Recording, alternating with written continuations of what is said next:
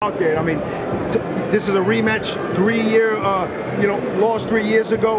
How important is for you to avenge this split decision loss? Yeah, I mean, not only is that important. I mean, for me, I want to win every fight. So every fight's important to me, just as the next one.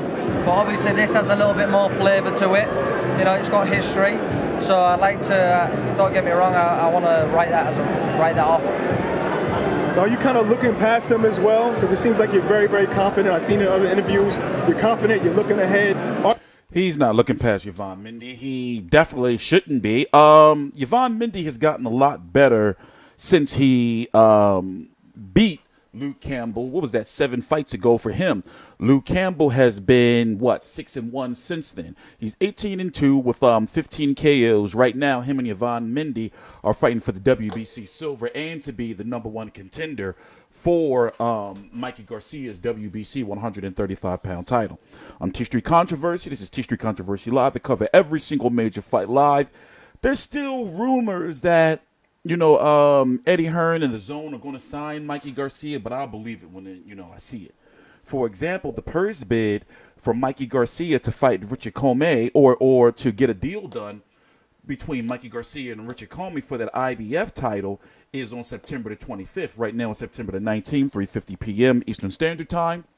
This fight right here, Yvan Mendy and Luke Campbell, is taking place on the undercard of it's actually the you can't call it a co-feature to a Joshua fight, but it's the lead undercard fight for Joshua versus Povetkin, which only has 5 fights on the card, by the way, because of the curfew over there. Here, for example, let's go look at it. You have Dana Zazo versus Tony Bellic. There's 6 fights. Shukram Gayasov versus Julio Laguna. Sergey Kuzmin versus David Price. I'm going to be covering that card here on the channel. I'm going to be covering Matty Askin versus Lawrence O'Colly. I'm going to be covering, of course, this fight we're talking about, Luke Campbell versus Yvan Mendy. I'm going to talk, obviously, and then the main event, IBO, the highly coveted and seductive and alluring IBO, right? WBA Super World, WBO and IBF heavyweight title fight between Anthony Joshua and Alexander Povetkin. This is taking place over in Wembley. If you want to watch the fight, you can watch it on this service here called DAZN. It's free right now. Obviously, you got to use your credit card or your PayPal. The first 30 days are free, so when you sign up, you're going to get Joshua versus Povetkin free. And the card, and you're going to get Vargas versus Delorme free in Bellator if you watch Bellator. But so far, let me be honest with you. And since I got to cover the Anthony Joshua and Povetkin media workout too, and likely the Lawrence O'Colly, Matty Askin media workout and do a video on that. So far, I understand it's a new venture here in the States, but, and like overall, I'm very happy with what we're going to be getting from the DAZN in regards to international boxing, in regards to getting all those Eddie Hearn fights, all those Sky Sports matchroom cards. So that right there is enough. But right now, fans are underwhelmed. For example, I was watching the media workout.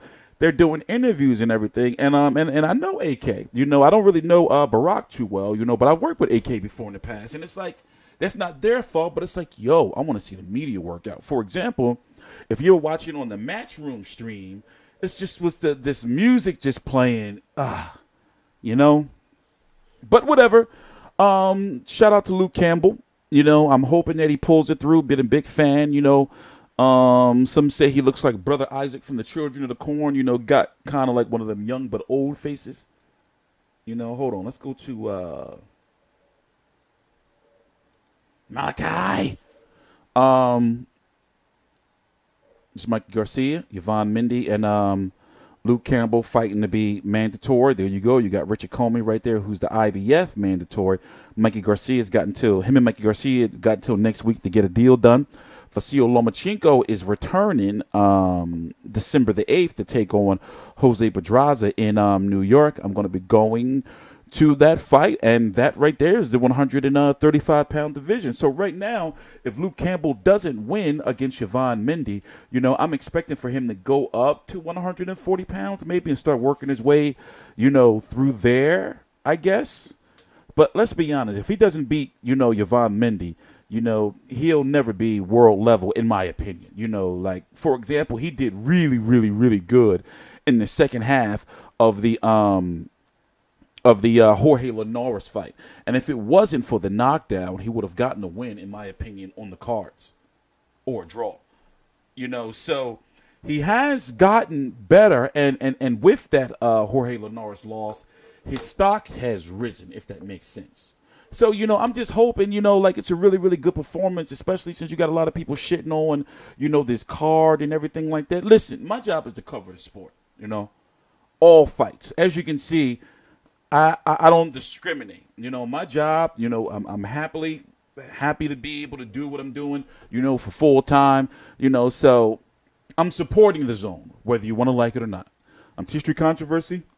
This is TstreeT Controversy Live. Please subscribe.